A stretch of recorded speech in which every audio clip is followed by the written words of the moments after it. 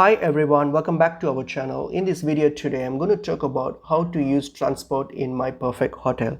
So let's get into the video. So if you open up My Perfect Hotel, there are several transport items available around your hotel in My Perfect Hotel. So what you have to do is you will have to interact with them and then watch the ads to unlock them. So once you unlock them, then you can use those items as a transportation in your game. So items such as like the barrel, chairs, or the magic carpet can be used as the transportation. So if you and you can, by using this transportation, you can increase your speed to serve your customers. So what you have to do is you simply have to move around with your game. So you have to move around and see if you can find these items.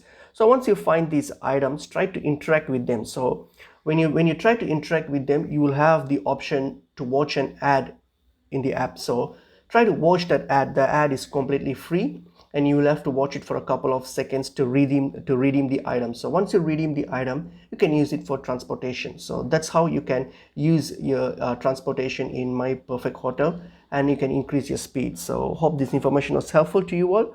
I'll see you in another video. Thank you.